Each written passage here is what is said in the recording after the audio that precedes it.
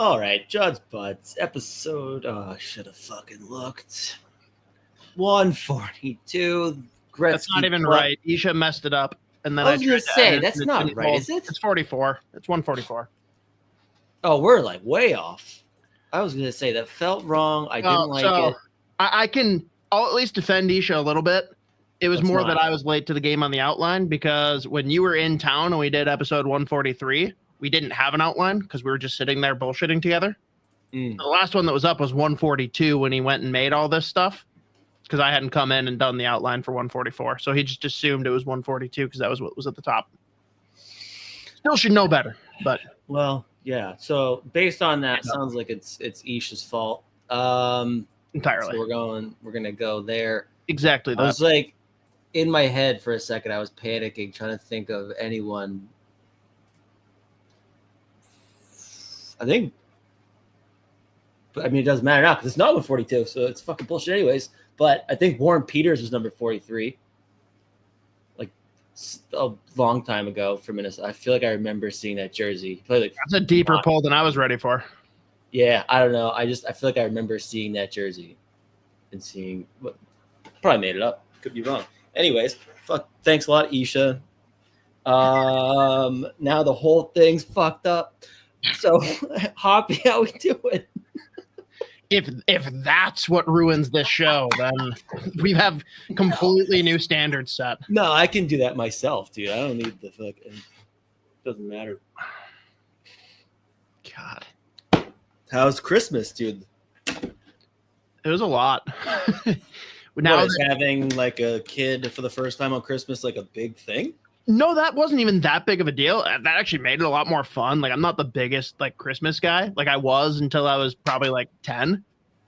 And then like Christmas was just whatever. And like Thanksgiving is way more my thing.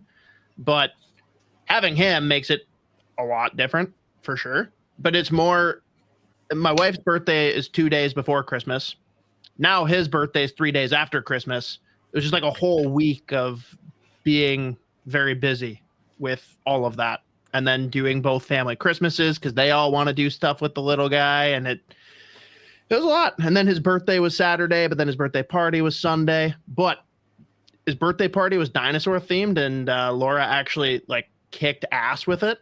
And my only contribution is that some of my favorite beers have dinosaurs on them. So I got a bunch of dinosaur beers for people and it was on theme. And she was actually like, I said it and I thought I was going to get like stabbed. Like, oh, hey, I got a way I contribute. And she's like, yeah, that's good. Go get those. I'm like, let's go. Yeah. So yeah, and I've got this like glass from them. This is an Iowa brewery. Controversial one. Some people love them. Some people are like sworn off them for certain reasons, but delicious beers. And everyone like thought that I went out and bought this glass like for the party. I'm like, no, like I got it in Iowa. This wasn't planned. I just have a cool glass. Sorry. Who doesn't like dinosaurs? Big head, little arms. Land Before Time. Phenomenal. But they're making a new one, and that makes me a little worried. I think they should leave that alone. That's exactly how I feel. We actually talked about how excited we were. Like, this was probably like 4 or 5 months ago. We talked about how cool it was that we were going to be able to show them Land Before Time.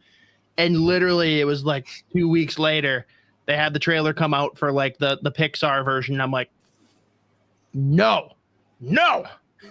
They will not replace it with this nonsense. We'll see. That very much concerns me, but I don't know. They've already ruined a bunch of other movies. Why not this one too? We'll see what happens. That's gonna bug me for a while. Yep. But dude, I was telling you before we jumped on, anyone that's got a kid that's in the range of like 6 months to 2 years, take them to Sea Life at Mall of America. Kid was mesmerized. It was like tractor beam, moth to a flame. Like didn't even smile once. Just like stared in awe and just like pointed. To point, he's got an electric boy. A kid like he can single out any motherfucker in the room. Point game is strong. He is. Yeah, no, it's intimidating. But the problem is when you go out in public and there's just like a stranger and he just points straight at them. Like, no, dude, you can't do that. That's not okay. He's like, I am. Molly. Does it harder? Yeah. Yeah. I I love that. And shout out me for, showing him some of his presents early on accident, just because he was just like, when I was in Minnesota, just like walked in and just started playing with it. And Laura's like, oh, those are supposed to be for Christmas/birthday. And I was like, all right, look at them. At this point, I'm not convinced that he even knows that he got presents. He's like, oh, cool. There's more things that I didn't know existed before. Awesome. Right. Look, that's mine now. So yeah, no, I tried my best to ruin Christmas, but you good Christmas? Yeah, I think I was at my parents' house for like 24. I only had Christmas Day off, so I worked Christmas Eve. My car was getting fixed back home, so I got picked up after work from the old man, and then I almost said, what I'm talking. I don't even say it to them. I don't even know why. When I'm talking about my parents, I use their first names. I almost just did it twice. So I don't want to do that. I don't need the internet to know my fucking mom and dad's name. Your parents' my mom name? Yeah. They text me, what the fuck? I'm the same way though. My parents haven't been mom and dad for a while. Yeah. But I almost just did it again. My mom had to work a 16-hour shift, so we did the whole, like, all the Christmas Day things on Christmas Eve, which was like an hour and a half. So like it was an hour and a half of fucking chaos.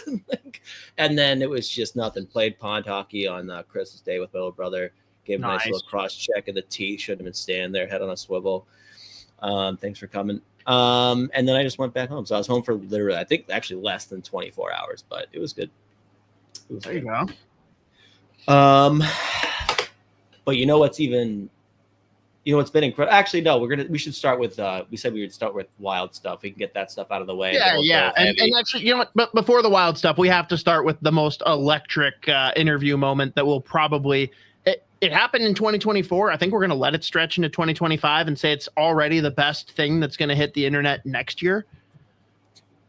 That interview with Macklin Celebrini, for those of you that don't know, sat down with, who was it, Z? No, I'm blanking on it. Was it Principe? No. Oak? Or was it Scott Oak? Scott Oak. Yeah, it was Scott Oak. And asks him, for those of you that aren't familiar with the Roxy, just message Isha, and I'm sure he'll tell you more than you ever want to know about the Roxy. He was somewhat of a... I won't go into it any further. Anyways, the Roxy... We'll just say it's a unique establishment out in the Vancouver area. And Oak leads off by asking him, oh, yeah, you obviously know what the Roxy is, right? He's like, yeah, I definitely do. He's like, now your parents both went to the same school out there. One would think that that's where they met. But I'm here to tell you they met at the Roxy. And he's like, what?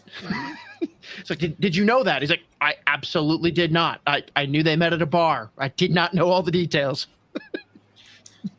I gotta tell you, if you're Celebrini, you're sitting there fucking ripping it up, looking already like one of the better players in the fucking league on a dog shit hockey team. You're like, this is gonna be great. Like, great, like, interview for me, big time, it's gonna be pumping my tires. Hey, your parents met the fucking Roxy? And I mean, his face, dude, I was like, oh fuck, that is, I mean, especially with the context that people have of the Roxy. Apparently it's not, I mean, obviously I have no fucking idea, but like, without the context that it's like an actual normal bar too, for what people know it as, it's like, I didn't really want to know any of that at all. Thank you for saying that live on television. I mean, imagine finding out your parents met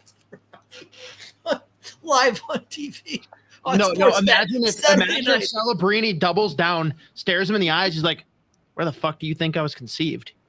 Oh my, if he just, give him the Calder. I mean, if Oak is like, we'll be back after break. Just goes, like, you son of a bitch. I was supposed to one up. You son of a bitch. He's like, what's up? Yeah, I mean, I was just like, because I didn't see, I've told you this before. I basically, at this point, people on Twitter make me so fucking angry so easily that I don't scroll anymore. I just, like, if I think of something stupid I want to say, I'm like, and I just post it. or I just post those little videos out. So I saw it this morning, and I audibly gasped. And I was like, no. Didn't happen. And then I was like, oh, okay, it happened as fuck. So, just had to knock Celebrini down a peg, really throw him off. That was insane. I'm live on television. Oak knew that he didn't know that. He's like, I'm going to get this, which is crazy. Oak's a great guy. But yeah, no, the Rossi is apparently just a very normal, but like, it's just funny without any other context. There you go. Flyer board check. Just put that on the screen. It is like an actual normal bar, but it's like what it's known as for people who've never been there. Yeah, is like it's nuts. Like it was just crazy on live fucking television, and his face said it all too. He's like, oh god. So, anyways, that was nuts. Great. It was unhinged. Now, we got to give some credit though to your camp buddy / our Frozen 4 buddy, Will Smith, Macklin Celebrini, and Fabian Zetterlund. That looks like a line. Holy crap. And all the highlights have come out recently. It's like this chemistry already exists, and they've played together for 5 minutes. What are they going to be able to do? And we asked the question early, and I think you were one of the people that was pretty firm on it, that Will Smith was probably going to end up being shifted to the wing, whether permanently or temporarily. I think we got our answer. I think he's going to stay at the wing for quite some time.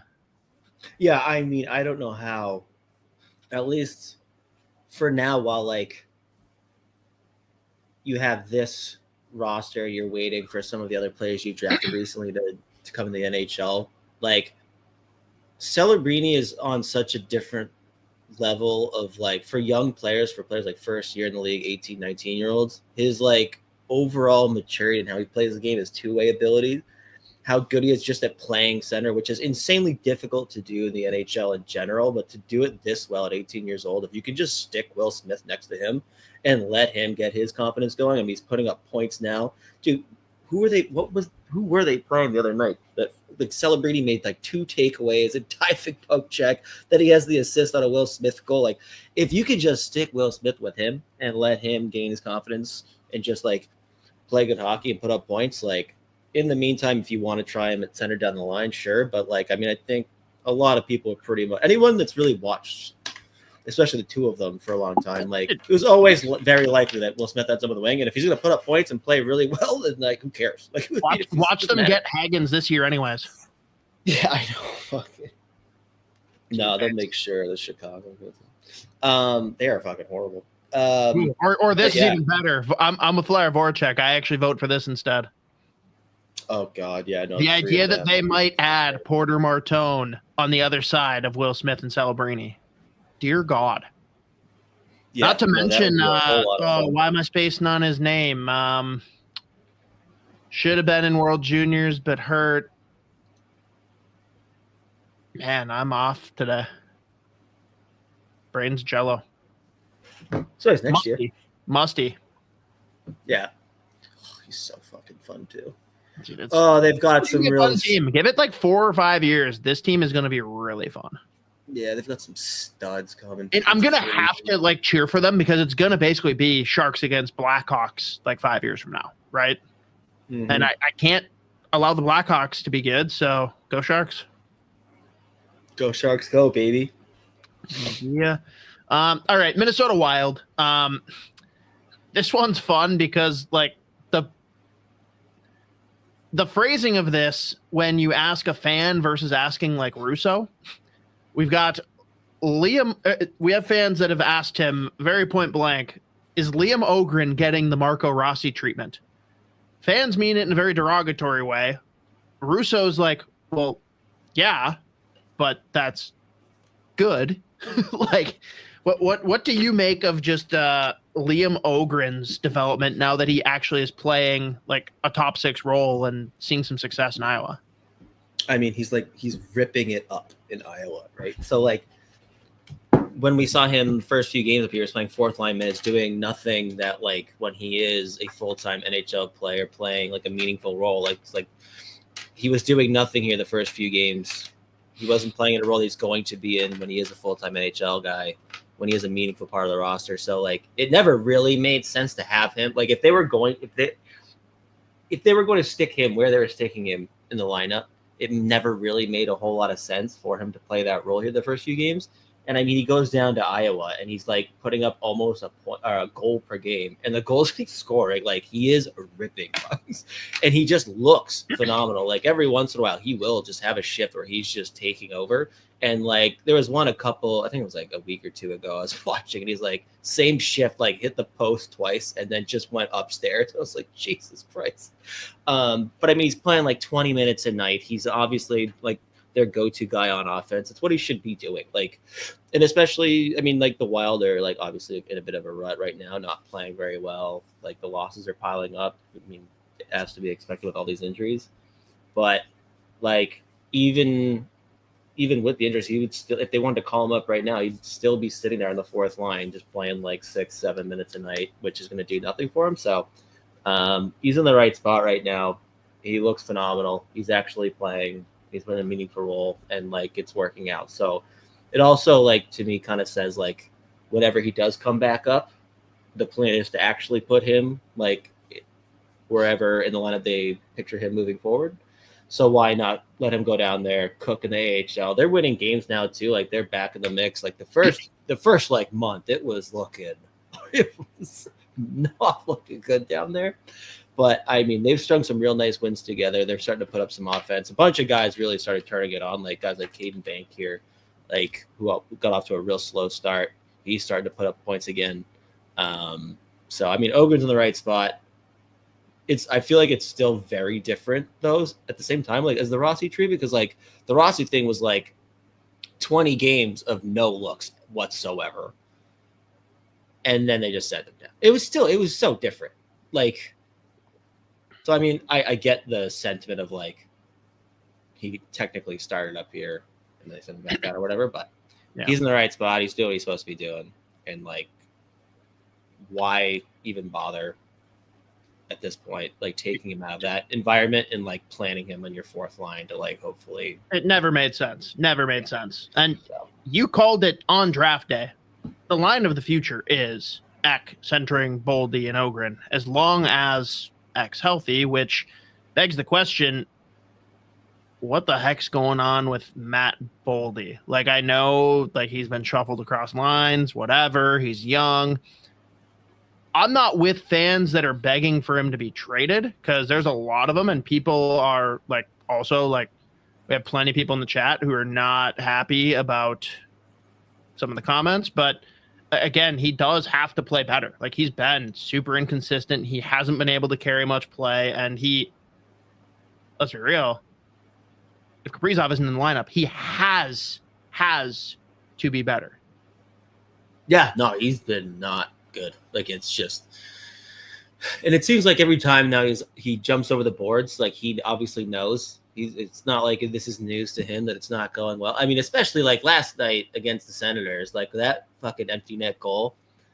It was like two like really just forced pass across the ice that he did not need to even bother trying to make. The first one like came back to him and he just like put it in the same spot, right? Like I think it was Giroux's stick. I was like, what are you doing? Why? But I mean, it looks like now, like again, he's clearly aware that it's not like he's not played well for a while now. It's been like that was weird. It's been like a month now, probably maybe a little over a month, or maybe really just since the injuries started piling up that it's been like him really not playing his best. But he clearly knows that he's not playing well, and he's trying to do way too much. I mean, he's taking like really bad penalties too. Like he's just ending up in the box more and more often. But it looks like he's like forcing plays, trying to do too much. I think if he just like can simple it down, like keep it simple, slow it down, just move the puck, and I mean, I think that'll help him out a lot. But like right now, it looks like he's just forcing it, trying to do too much. He knows he's not playing well. He's barely scoring. Like I said, especially if Kaprizov's out for any additional amount of time, they're going to need him to step up. So, but yeah, I mean, he's going through one of those ruts. But again, he's a young player. He'll be fine. I feel like there's got to be only a handful of very vocal people who are actually advocating for him to get traded, because I get the combination of the Wild really not playing well as of late, especially fucking PK. Good Lord, again. It's like every once in a while, it's like, all right, they went 2 for 3. Again or still? Yeah, no, still. Again, when it's never been good. No, still. It's just like the last few games, it's like, holy. Like, I mean, the second they lose the face-off, it's like that's going in a second. They also need a save, but, it's fine on the PK. But it goes both ways. Nothing's going well. It's really not going well. The whole PK, everything. But, like, the combination of the Wild, like, going through this first, like, real bad run of the year after getting off to such a hot start, coinciding with, like, several injuries, and then Boldy's play not being what we expected, or especially when he started off very hot, too. Like, I get people, like, it's like when it rains, it pours. So, it's obviously it's frustrating, especially, like, when the mistakes he's making, it's like, that's so avoidable, and you know that he's better than that. Yeah. But, like, the whole trading, that's crazy. No, but I don't agree. I understand. Yeah. No, that's what I'm saying. I get the frustration. It's like, all right, let's trade. Let's take that back down. But it's been every year, it feels like. Matt Boldy goes on big heaters, and then he's gone for a month or two.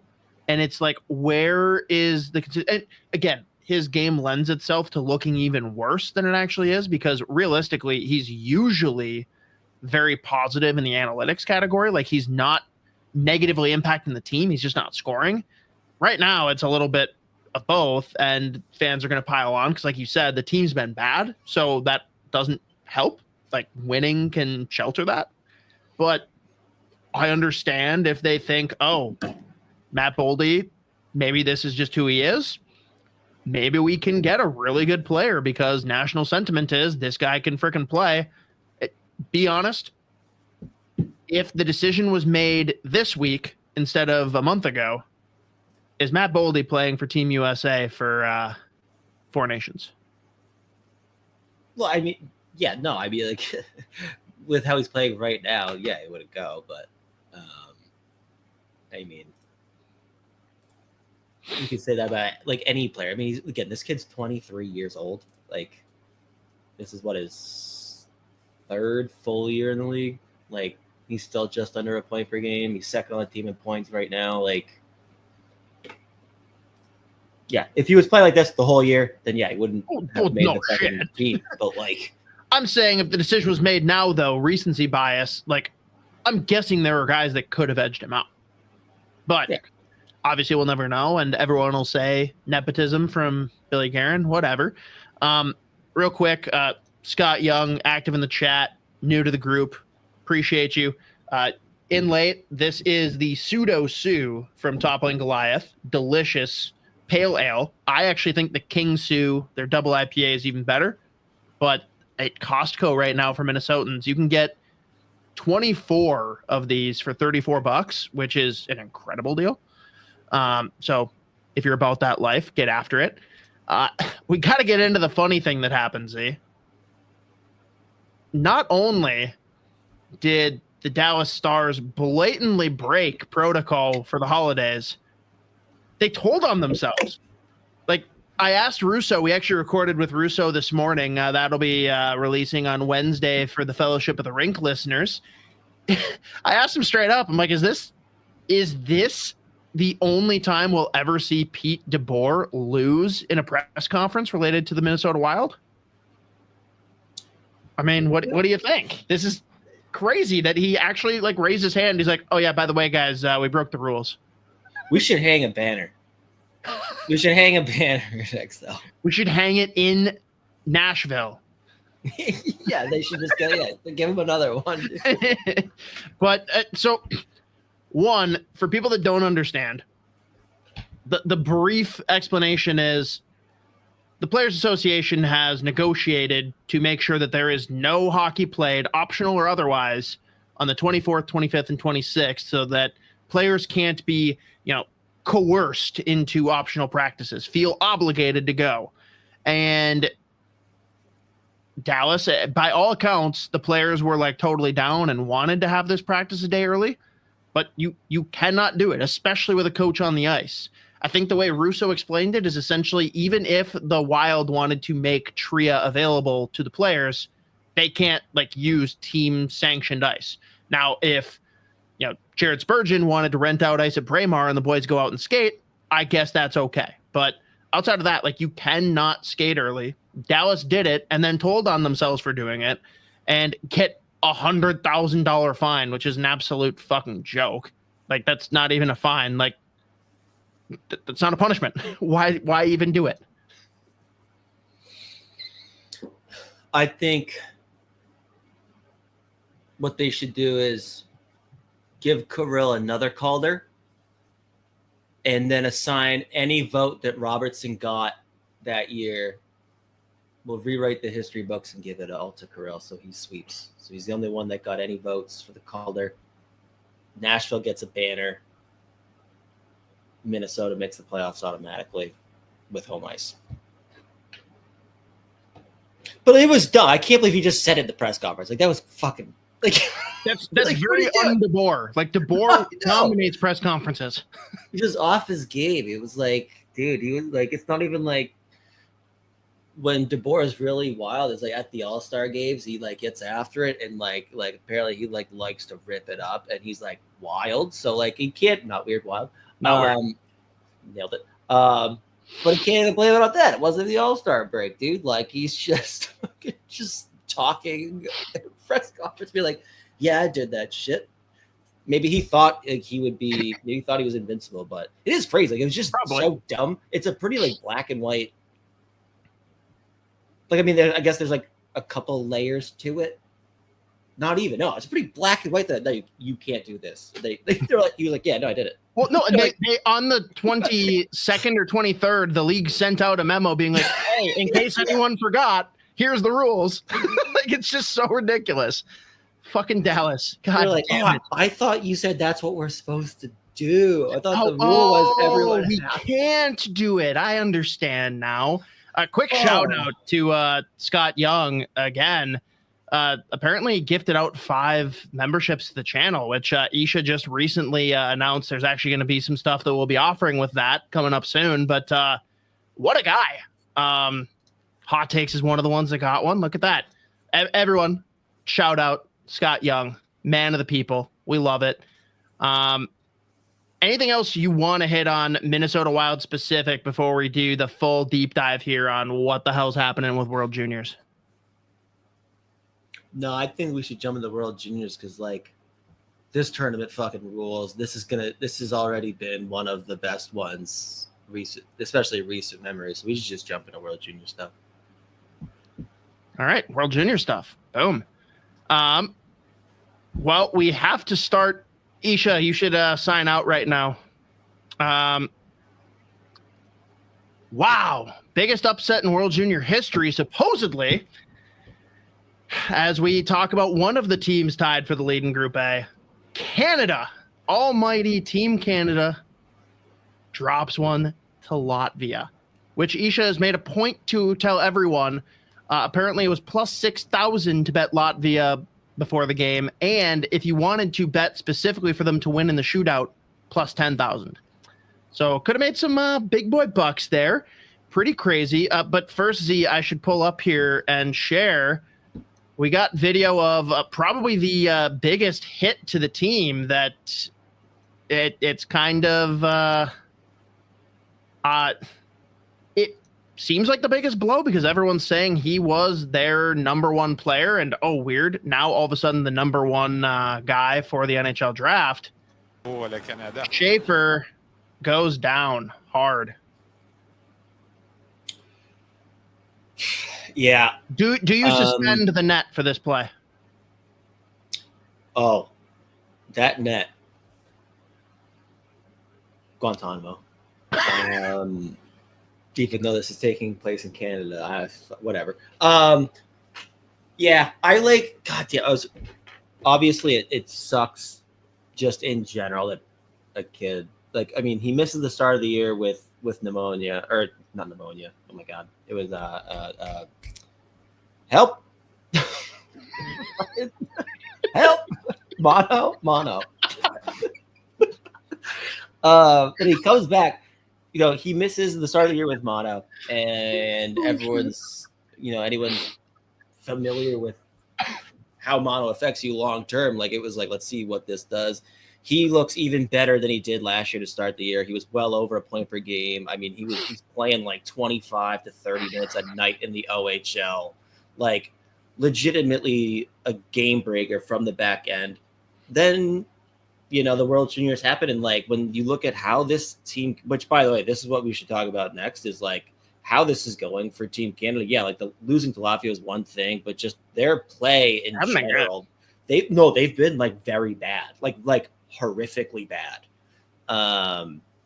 But he was the one guy that was actually like facilitating any kind of offense from the back end as far as like puck carrying goes, and like just making life easier on the forwards or whatever. And of course now he fucking, and the other brutal part about like this being like a legit long-term injury thing is like, I was hoping he would just bounce up so I could be like, that was funny. Because I mean, he just like was looking at the puck and then was like, oh shit, there's a net right there. And he went flying into it. And of course he's out for several months, so it's not funny, but just brutal. And like, and so now moving past this, like, you look at the way that this roster's built, they've got nothing. Like as far as like offense from the back end, now you're like, oh, you left out Yakemchuk. You didn't bring one of the best offensive defensemen in the history of the CHL. Not only did they not bring Yakemchuk, Yakemchuk on Instagram went and liked all of the Latvia posts. Oh, I did not see that. That's fucking awesome. Oh, yeah. Oh, yeah. And, like, you got to wonder, one, would Canada go to him and ask him to come? Because I know there was some discussion around that. Two, would he say yes? Right. Yeah. Like, what a wild thing, though, for him to literally go through and like all of the pro Latvia posts on Instagram. Why? Like, obviously, people are going to notice and see it. Like, it's like, that's what's happening. Yeah. That's fucking crazy. So but crazy. I mean, he wasn't the only one. He's just the one that everyone's talking about for obvious reasons. Right. And like, you look at, again, like this back end, how brutal their power play's been too, and like they got the defenseman they have to run the show. That's what I mean. And like, oh, you didn't bring one of the best offensive defensemen in the history of the CHL, and Zeev Buium. Like, well, I mean, Zeev Buium's numbers are just in the OHL are like. That's what I'm saying. Buium and Yakemchuk records. So like, there's plenty of guys that like, and I mean, they can still. I think they've got one or two moves they can make. They can like bring guys in or whatever, but like, how bad the power play's been, how brutal their just offensive output's been. Like, yeah, you could just, if you didn't watch the game against Latvia, just box and you just looked at the box score, like, oh, they probably got goalied. No, they didn't generate fuck all for any kind of like high danger chances. Like, everything was perimeter. Yes, of course, the kid made some ridiculous saves. But if you look at like, I think it was like 50 something shots, 60 shots. I think maybe I would be like, yeah, there were like 6 or 7 maybe that I was like, oh, that was a legit, really good. I can't believe that. I said 8, so I'll yield.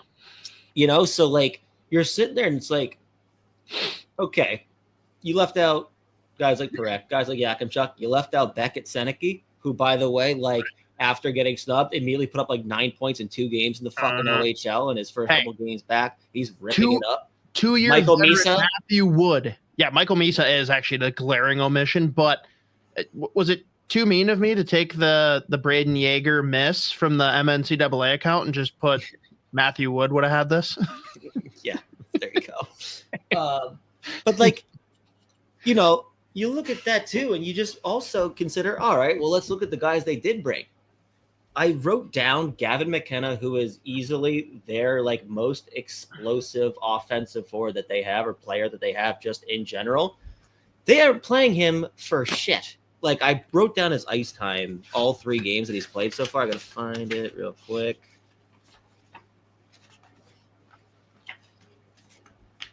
McKenna, yeah. So versus Finland, he plays 11:55. Latvia, which they went to overtime, 19:33, and it's Germany 12:07. Like, so what do you do? Like, he is the like highest ceiling, most explosive offensive player that you have on your roster right now. and you're just like burying them. I mean, like not burying them, but like what, fucking 11, 12, and like 19 minutes, and again, it's overtime. Like that's what you're gonna like throw this kid out there for. It's crazy. So like the rosters, there's so many question marks. I mean, even a guy like Carson Rakoff, who like has been almost like a goal per game in the OHL the last few years, he hasn't got shit. Like you want someone to score on your power play. Wait, is he playing? No. No, he like hasn't even been activated, has he? Mm-mm. Yeah, that Porter Martone gets scratched. Like, I mean, it's I don't know what they're doing now that I've talked shit, they're gonna like put up 12 goals every game. By the way, New Year's Eve, USA Canada, sign me up. But I mean, I don't know how you like look at this like Canadian roster that was like we had question marks going in. Like, yeah, they had some legit star power, but like then they started with the way they were constructing lines, who was in, who was out, fucking ice time, and it's just like put up 3 goals against Germany, 2 against Latvia. Like, it's just a very, I don't know. They're not making you feel like yeah, I would bet on them to win a gold. Now that I said that, they will. So there you go. And that's the one thing that the US have working against them is that like the Canadian players know the only way that they can get past that Latvia loss is gold medal. Like there's no other way you can like get through this without having that game haunt you forever. Because if you end up winning gold, who gives a shit, right? Or do you disagree? Say that one again. I don't know. Gold, my right headphone. No, that's well, no, but like at the same time, you're like, Jesus Christ, like you're gonna get like made fun of. Then you can be like, yeah, well, gold, bitch. Like I don't give a fuck. No, that's my point. But like, that's what's working against the U.S. is like Canada's got the motivation they need. They need to erase the stink of the worst loss they've ever had. Although that's what I mean too. They follow that up. You're like they follow that up. They play Germany and they look fucking like just as bad. And like, I'm not trying to shit on Germany, but like, Isha is 3-0. And like again, I would have assumed that after that loss against Latvia, which is going, I mean, as far as my memory, who know, not great, but I can't think of any other like bigger upset in what we've seen in World Juniors. Like I can't think of one right now. No. But now what the World Hockey Report guys said is that it's like the worst thing that's ever happened to a Canadian World Juniors team. And I immediately replied and said, I can think of at least one. I can think of, yeah. Okay. Well, and there were a couple people like, what are you talking about? What's that mean? One person replied and just said, ask Carter Hart. Oh God. Okay. Moving on. Moving on. But yeah, it's a tough one. I don't know. Yeah. No, again, it's just the fact that like you would have thought they would have showed up for that game the next night and just gone off, but like it was more the same. Like the power play is giving them nothing. They're like struggling to create any like sustained generated, like they're not generating sustained any kind of offense whatsoever. Such like perimeter play. I don't know. So we'll see what they do with this roster now, like who they activate, whatever, but or if they like, what the moves are that they're going to make because they have to at this point. Like this is crazy. Yeah, that's fair. Crazy. Well, so let's talk the other side of that big New Year's Eve matchup because regardless of what just happened against Latvia, that's just one overtime loss. USA suffered an overtime loss to Finland. Now this all comes down to who wins on New Year's Eve. And it's going to be a big matchup. It's going to be fun. And I don't know, USA is different than what we've seen in recent years. Like they are way more top heavy than we've ever seen them. They've got 2 defensemen and a line that have largely driven the team throughout this. Let's start with Wild prospect Zeev Buium. What have we been seeing from him in this tournament, Z? I would have expected a whole lot more, to be honest. I think he's got one goal. I think in their overtime loss against Finland, I think he played between the third period and overtime. He played like 11 and a half minutes last night, so I think he was up to like 28 minutes or so. But I mean, it's weird. He's just like, it looks like he's just he's not shaking off forecheckers as well. He's not like dicing through the neutral zone and creating separation and facilitating offense that way. I mean, he's like, I think he has one, or I think he's got 2 shots total in 3 games, maybe 3. But he looks not like the Zeev Buium we all would have expected. Like, again, I think before the tournament started, or like, I think it was right after that first game where Axel Sandin-Pellikka put up 4 fucking points. We'll get into I was that. like, here we go. Now Zeev Buium's up next. These two are gonna go like point for point. I think that's what everyone thought. Like, whoops, my bad. So, again, throw that on my shoulder. And he hasn't been bad. He just hasn't done what we had hoped. Zeev Buium. Yeah. And again, like what's he leading like the nation like scoring for defensemen, at least like gold? Maybe I don't remember what it is, but yeah, he's got 2 shots. He's just taking 2 or 3 shots. Denver just lost to UNLV. Yeah, the one thing I was going to say about that, shout out Riga Lorenz, he had his guy 3 points. He's a +3. Like, what's he supposed to do? You know, I had my guy. I had my guy. It's my favorite shit in the world, by the way. But I would be like, I had my guy, dude. And I don't know. What are you guys doing? That was insane. They put up 100 shots. I think the shots were like 128, which is nuts. And they still lost the shootout. They came back from 5-1 too, which is brutal. And they got 1 first place vote in the USCHO poll. This is like going back to Cornell getting the vote before the season before they'd even opened up play. But it's tough. But let's talk about well specifically the Finland game though. Like that's where you're like, oh, there's a lot of these are the flaws. Like I mean, yeah. That top line of Perreault, Hagens, and Leonard that we saw, Leonard was a problem, like not in a good way. I mean, I think it was the second or third goal where he played the puck into the zone and then stopped and like asked for the offsides. Then Hagens was like, oh, okay, offsides. And they just stopped playing. And Finland immediately scores. I think that was the one that Kumpalainen got his point. But like he's taken some actually no, it was Cole Hudson took a ridiculous slashing penalty. That's like one of the ones that I love. Just fucking 2-handed the guy's stick out of his hands.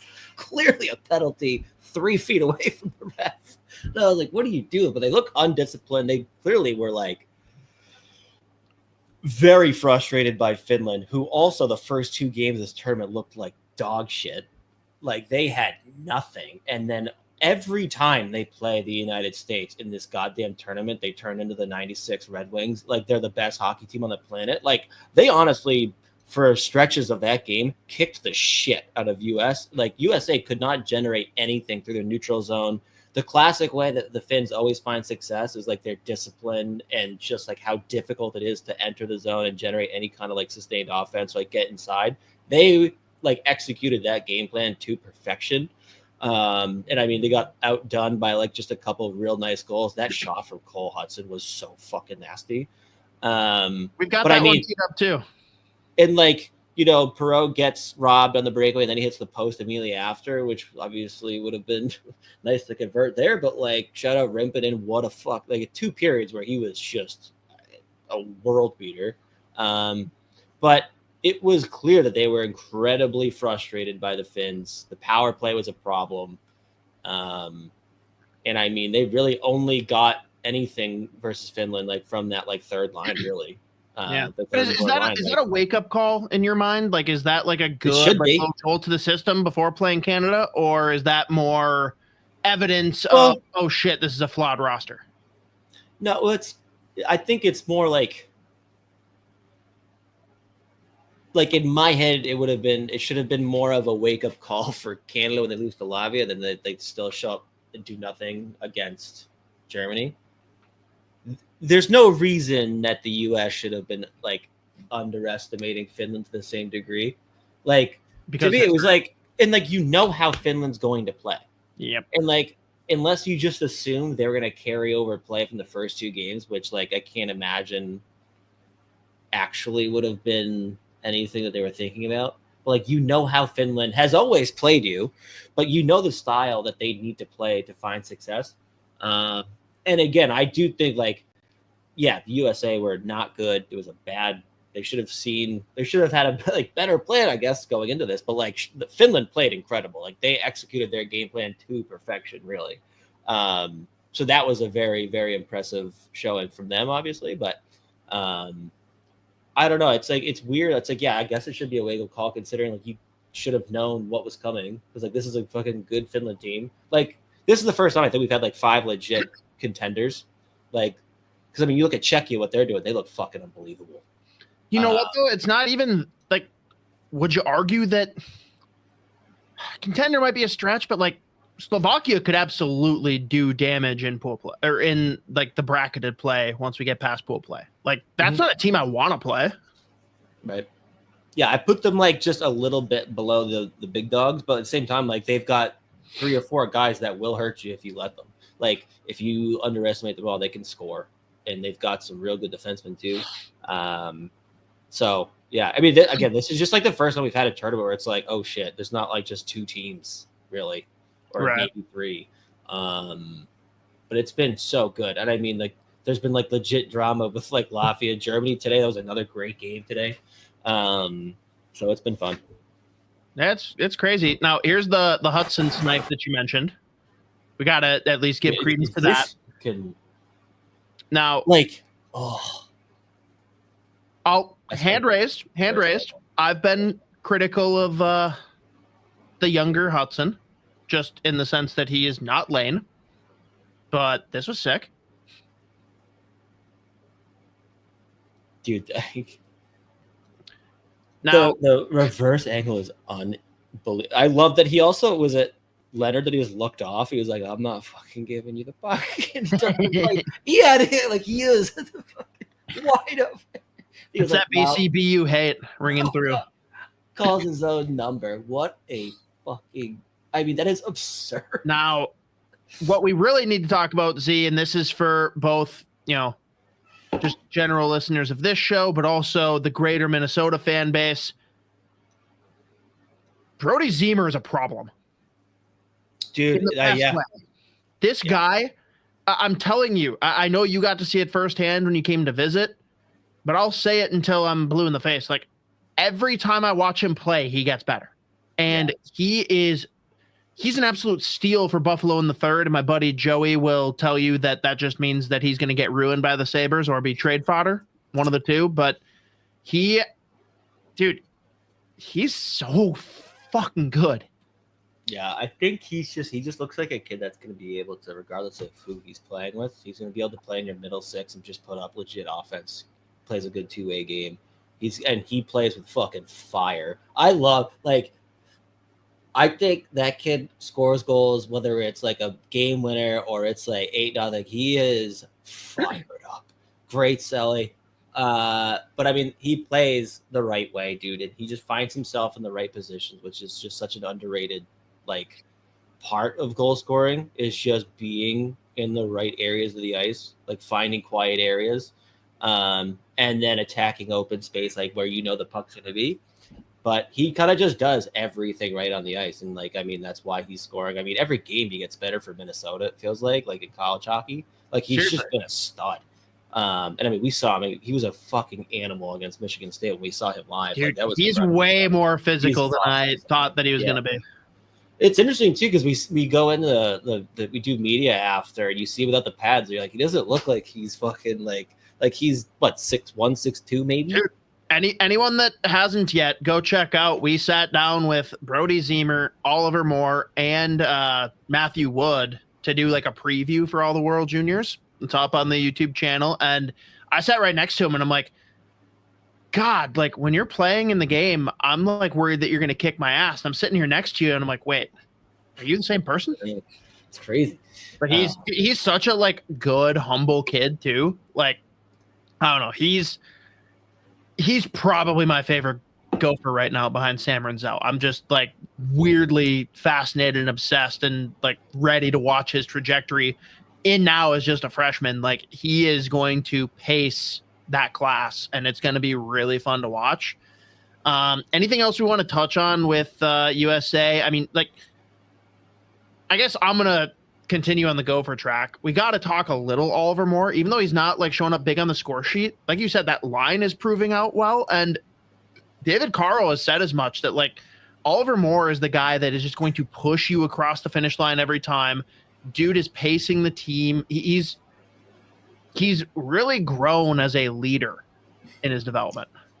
Yeah, I mean, like even little parts of his game that, like, you know, in his draft year, or like the things that made him a first round pick.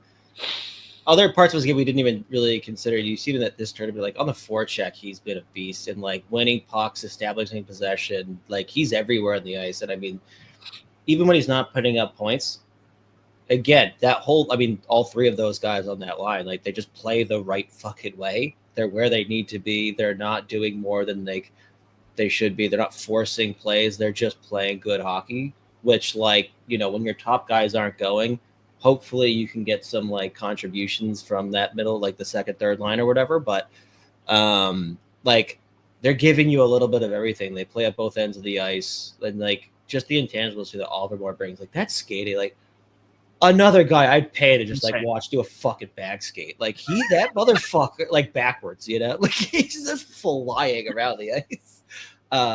But he's just playing the right way. Which, I mean, it's been such an important line. Because I mean, again, like we talk shit about like how bad Canada's look. Like USA hasn't really they put up a bunch of goals game one, but at the same time you're like, man, it still doesn't feel right. Right. So they're not firing all cylinders either, but like it's always good. Like he's like a good leader is still a guy that like even when shit's going wrong, still is playing the right way, not trying to do too much and making a lot of little plays that make big differences. So yeah, he's a great player, dude. Dude, can you believe the Wild passed on him in the draft? That was insane. I can't handle the bit anymore, dude. Like I'm thinking it's driving me nuts. Like I'm just like I'm gonna throw up. Oh, they traded up this year. They couldn't do it last year. Fucking unbelievable. It's so good. All right, let's move on then to Group B, because really Group A is just the USA Canada show. Fair to say, yeah. So Group B, we've got a tie at the top as well. Finland and Sweden. Let's talk Finland first. We've already talked a little bit about USA not showing up against Finland, but what good things can we say about Finland, especially when we speak specifically about the Wild prospects, being that the Wild have more prospects on Team Finland than any other team? Oh, and weird, Penguins do too, which I'm not used to even seeing a Penguins player in this tournament. Yeah, I mean, I think for Finland, realistically, the only, like, the first two games, they looked fucking bad. Like, it was a rough watch, both of them. I mean, like, which again, just because I have to, I'm going to shit on Canada again. The fact that, like, Finland looked so bad against Canada and still it was a 4-0 game, which, like, yeah, when it's two good teams, that's a big score. At the same time, like, Finland had nothing. Like, I mean, nothing. They couldn't do shit. Like, and then the game against Germany, there were so many points in Finland's second game against Germany where I'm like, Germany's gonna fucking like kill them. Like they just couldn't do anything. So that's why I was so curious. Like, are they gonna do the same shit they always do against the US? And sure enough, here we go. So realistically, all the good things you could say about Finland pretty much are exclusive to their game against the US, which like they should be able to at least approach the game the same way with that level of intensity every time. But the first, again, like part of the thing, I just didn't see the USA playing so bad. I didn't see that coming. It's just like I watched Finland those first two games and it was like, oh God, all right. I had a feeling this might happen, but like, yeah. I don't know. But if they're going to show up for any game, it's Sweden, right? Right. So that's going to be fun. I can't. I need that matchup to happen because, like, let me pull this up. Oh, it hasn't updated yet. Oh, because I opened this tab a long time ago. Do we need some ASP love?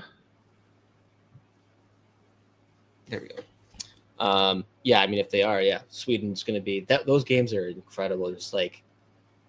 There's always just like there's going to be 2, 3, 4, 5 majors or like hits that should be majors, but most friendly majors too, just because they're Scandinavian.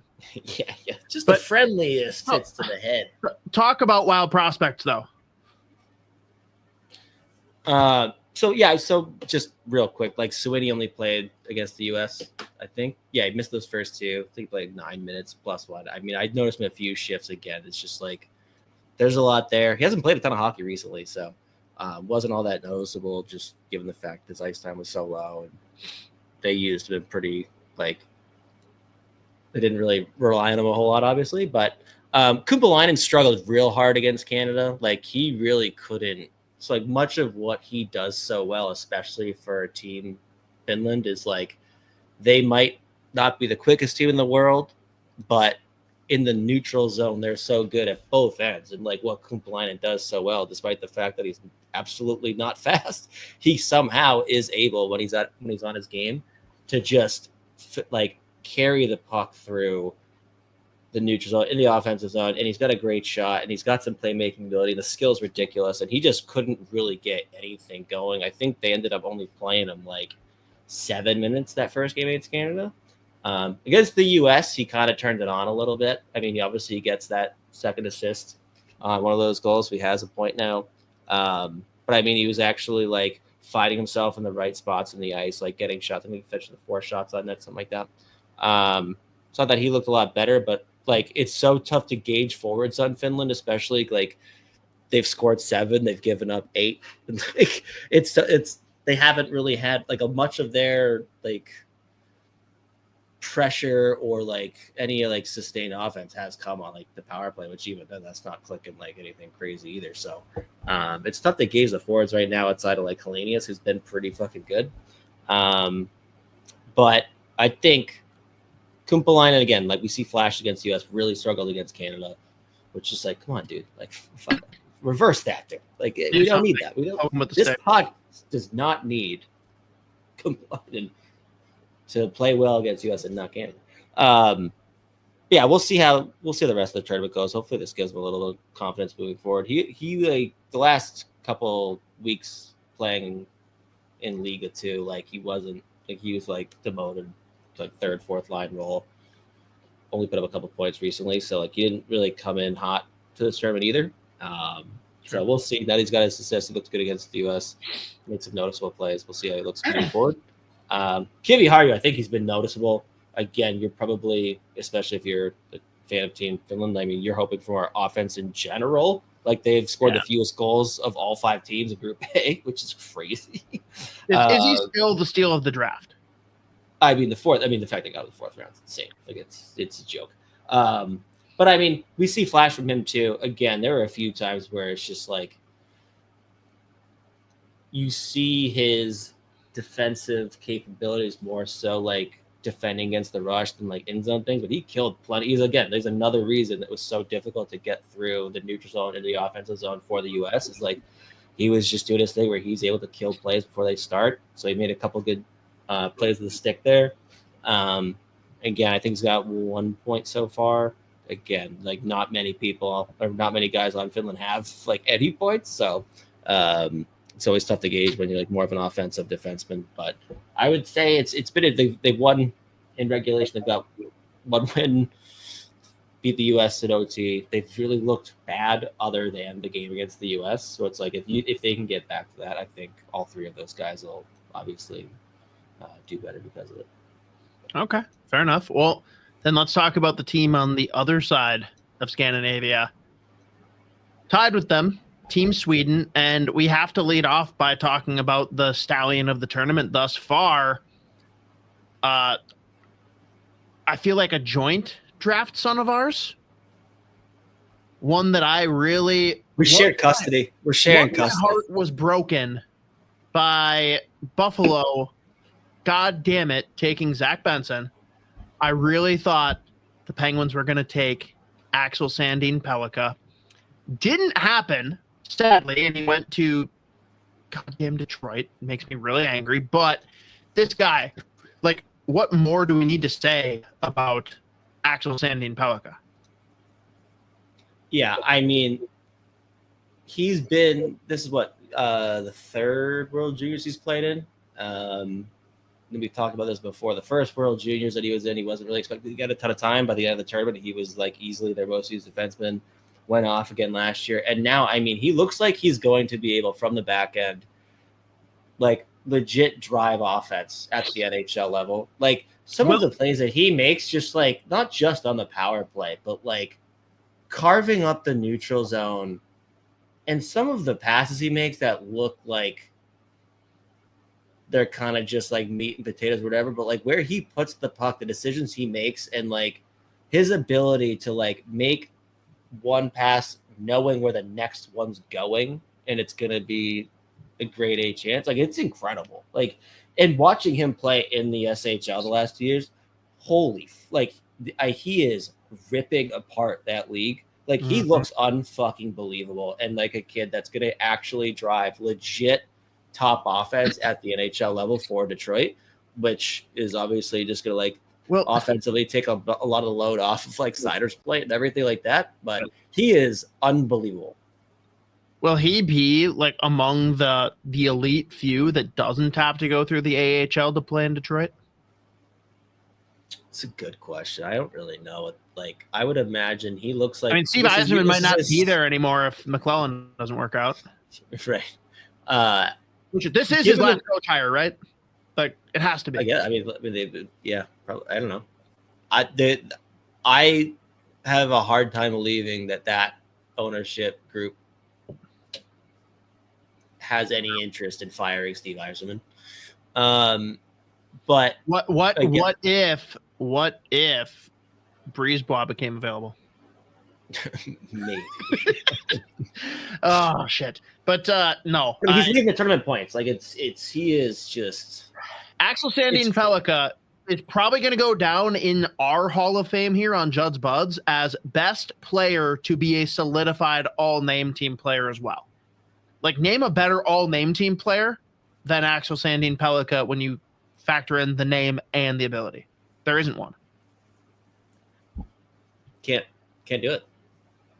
Not possible. But not possible. He's insane. Like I don't know what more there is to say. But Sweden, how do you feel about their team collectively as contenders in this tournament? I still like they're going to be right there. I mean, it's one of those teams that's like they're getting some decent offense from like a couple of guys that we really didn't expect, like Gronberg. He's like that scrub Felix Ungersorum. The greatest hockey player that's ever lived. But like Granberg first few games, he's got 6 points, which is second in the tournament. Like, and we talk about Axel Sandin Pellikka. Tom Willander is also looking unbelievable. Don't say that. Isha might hear you. Okay, great. But he looks phenomenal this tournament, doing it both ends of the ice. He scored a couple nice goals the other day. They're just again like every year. Or like, I mean, I guess the past 2 years, 3 years or so, even like last year when it was like the draft class doesn't look great for whatever, but like every year they have such a well-rounded team, such a complete team top to bottom. Like they can roll 4 lines, all their defensemen play a role. Like everyone can play and make an impact. So it's just why they're so good this fucking tournament, and they're always a pain in the ass to play. But this year, they just they're very fun to watch. It's a really good team. Jersey game, top notch, of course, as always. Yeah, always. Well, let's talk about the team then that you have kind of earmarked as the 5th one in Czechia. And let's actually open up here with some clips we got from Mateo behind the scenes of one Jakob Stonkel. Am I pronouncing that correctly? I think it's like Stonsel. I have no. Stonsel, Stencil. So Swanee, Swimmy, Swanee, Slippy, Swanson. Why difference? Yeah, I think he's 4th, 5th. For St. Louis? No. 4th round. I don't know either way. But this is just another team. They're getting offense from like everywhere in their lineup. But Stonsel, he's an interesting player. Like he's a big kid. He could play that power forward game. He's fun to watch. Like even with like doesn't have the craziest foot speed in the world, but like he could just somehow finagle his way. There you go. There was a clip right there. He somehow just like can get to the net, and he can drive, and he's strong as fuck. He's a big boy. So I like their jerseys still, by the way, but I liked the ones last year better. I liked the little like what was it? More like houndstooth-esque on the shoulders. Still cool. Still great jerseys. Still probably number 2 behind Sweden, but last year was better. Yeah, that's a good point. I think you're right. But I mean, look at him go, dude. Like, it's just, he's fascinating to watch. Again, like, it's not like he's moving at top speed. I guess this is Kazakhstan, but like, I don't know. Now, not to be insensitive politically, but if it was still Czechoslovakia, how good would that team be? Oh, God. Like, with Rick, dude. Rick and Chalet on the same fucking team. I mean, do I got to throw up the Rick video already? Probably.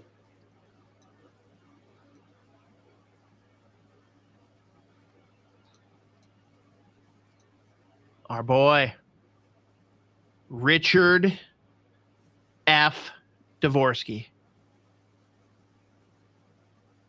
It's great because we've reached the point where, like, Mateo literally named the file Rick Dvorsky.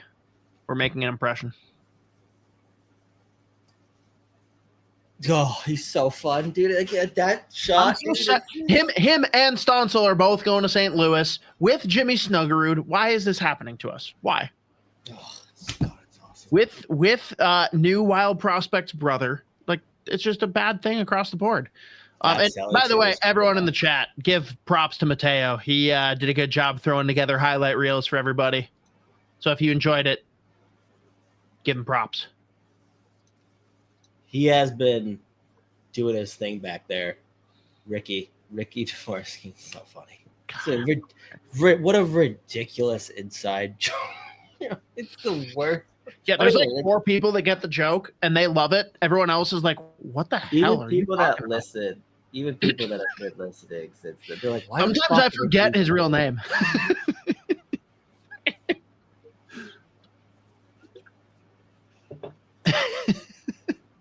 So good. But yeah, no, like, I mean, since we're on this Dvorsky trade here, like you were saying it earlier, Slovakia does have some legit guys too that, like, that's another team that's capable of really, if you want to sleep on them, like, especially like if they get into that medal round, and it's like, that's a team that's like, if that's like an upset watch team, it's like, yeah, that's a problem. Like if you really sleep on them, which I mean, they got a goalie that if he turns on, dude, that's the thing too, right? Good night. Yeah, speaking of which, and someone commented on it earlier, and I lost track of it because that's on me, but Rusty AF did enjoy it. Good job, Mito. I love it. Yes. So thank you, Rusty. Thank you. Oh, God. But someone commented. Let me see if I can find it. I probably won't because I was dumb and I removed it from the stamps because we were done with USA. But basically said Trey Augustine has been ass. Yeah, I mean, he wasn't great. I mean, like, a couple of those Finland goals against Finland, like, specifically the OT one, he probably wants back off it. Well, God damn, I did it again, dude. I'm my own worst enemy. I hate when people are like, he wants that one back. I'm like, oh, would he love to let the other ones stay in the net? Like, anytime a goalie lets one, it's like, oh, he wants that one back. Like, fuck. You know what? You know what I heard recently was, though? I think it was Jeff Marek that brought it up, but I never thought about it, and being such a big, like, grammar guy like I am, re-aggravated should never be used. Yeah.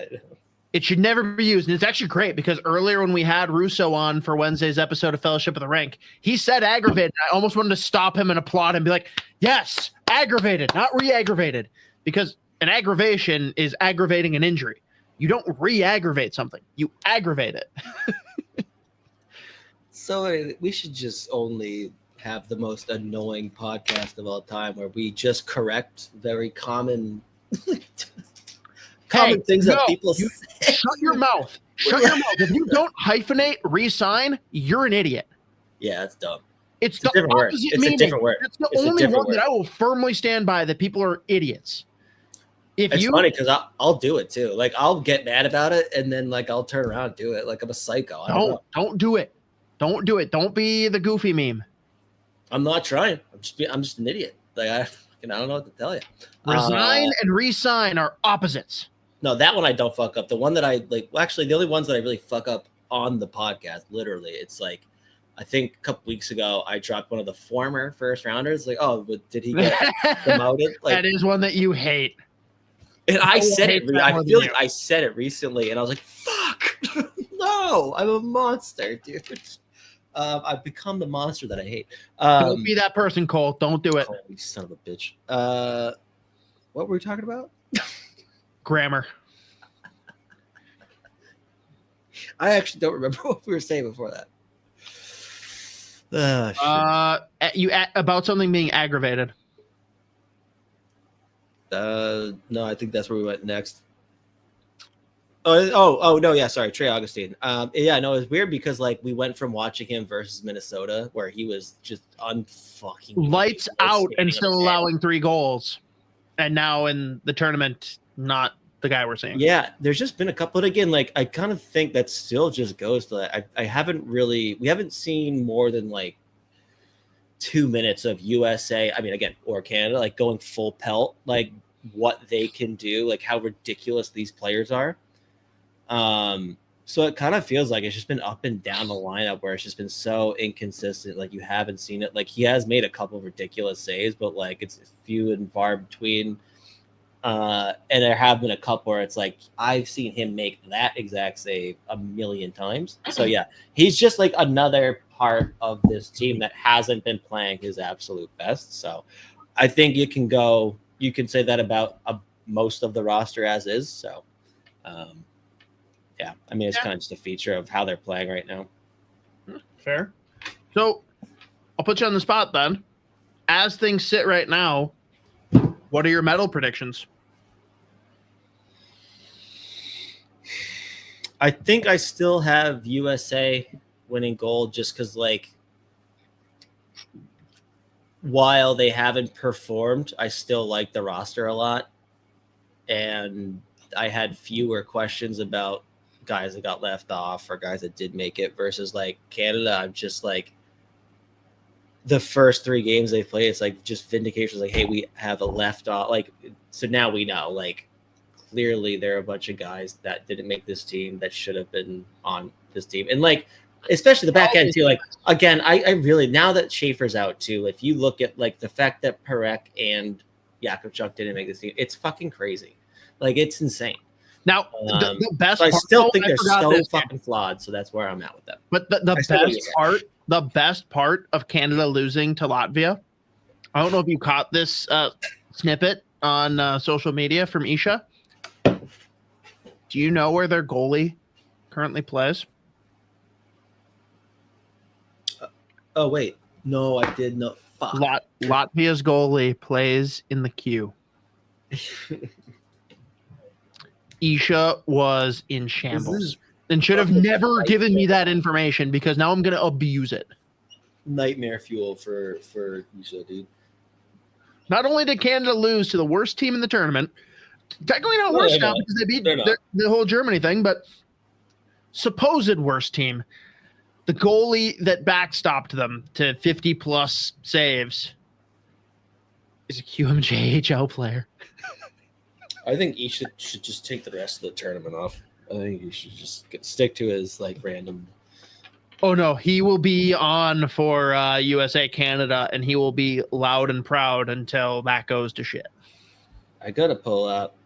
The other day, he sent me separately a video that he sent the group, like at the same time, of just like random fighting from at like 4 a.m.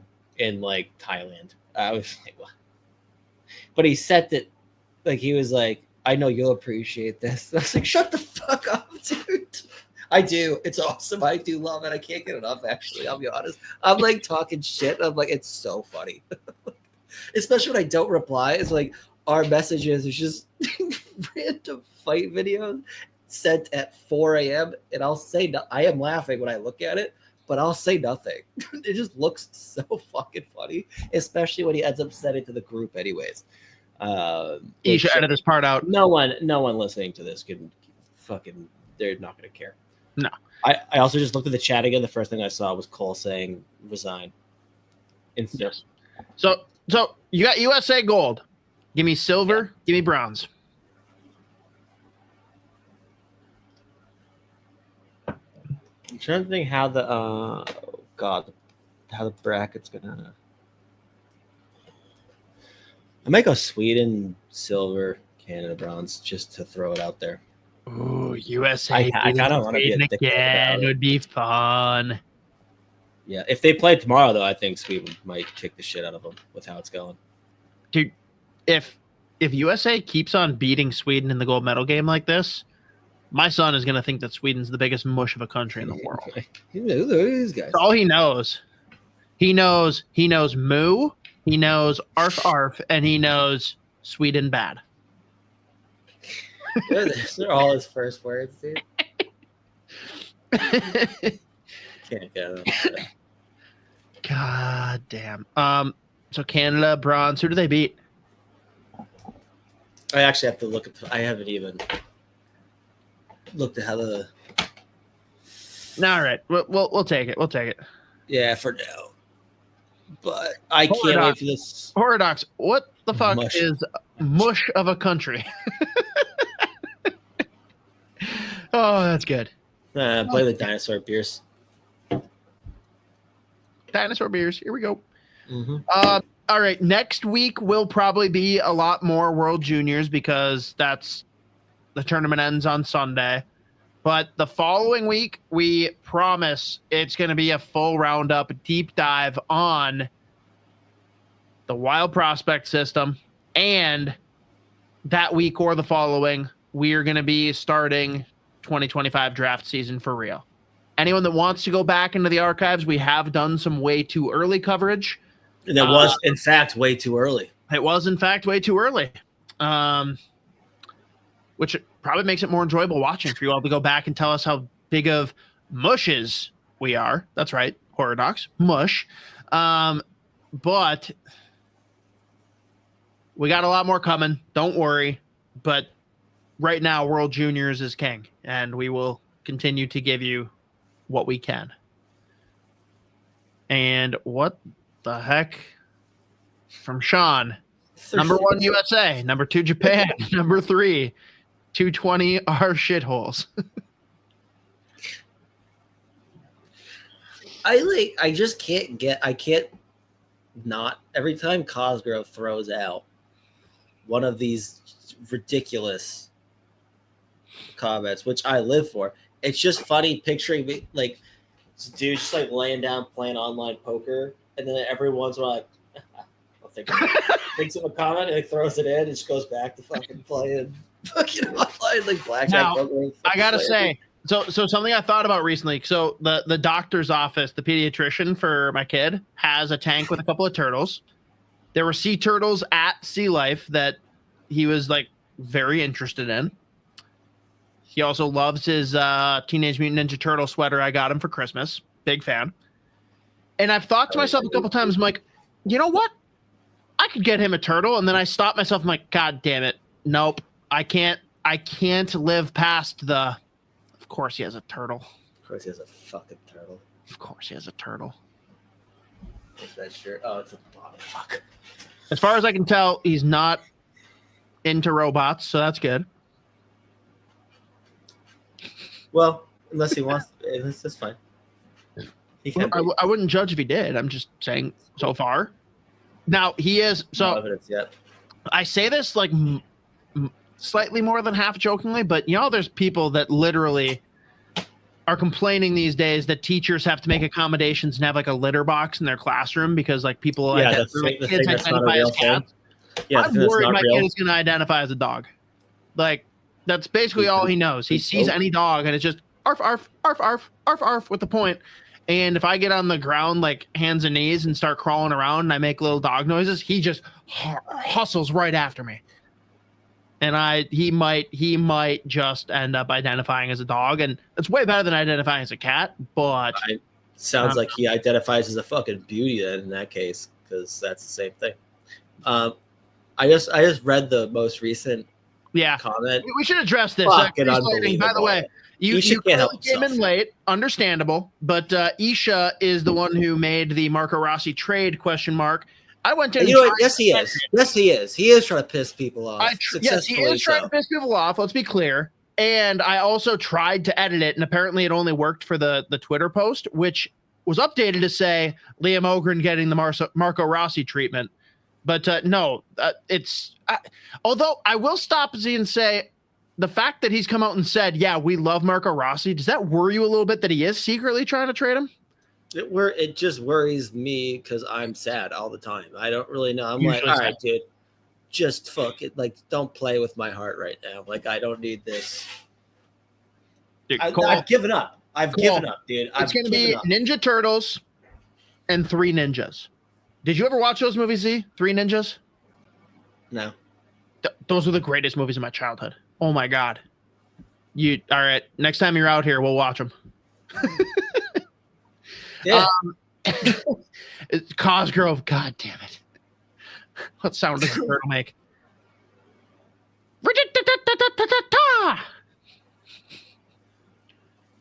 What does the fox say? Shit. Go back to fucking. But no, to this day we pray that Rossi doesn't get traded. Who knows what'll happen? Because to this point, still, I mean, you guys should listen on Wednesday. Russo goes pretty in depth on Fellowship of the Rink, making an appearance with us to start the year.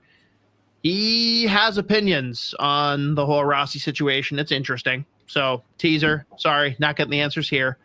But yeah, Z, I don't know. I think that's all we've got, unless there's anything fun you still wanted to talk about. No, that's it. I've got to run too. When is the last time you ran? Oh no, I try not to move at a faster than walking pace ever. So you got to walk. No, not even walk. I just have to. If you want, all right, we're gonna be technical. All right. Sign off. Fucking from the internet. It's shit I have to take care of. Fuck off, Sean. Oh no, what did he say? I didn't call shit. Such a. Leave my candle alone, dude. I almost bought another one from fucking 7-Eleven this morning, and then I was like, fuck, don't do that. That line's too long. I'm out. Yeah, there's no one. That's. Am I gonna sit here? Oh man. Well, appreciate all you guys. We are back now. Anyone that's listening on audio, if you want to see any of the highlights we were talking about, produced by Mateo, go to YouTube, check it out. Otherwise, we are back on the kick, at least for the foreseeable future, with our 5:30 Central recordings live here on YouTube. Z, say goodbye to the people. Bye to the people. That was so lame. Cut it off. Cut it out. End it. I got nothing, dude. I don't know, man.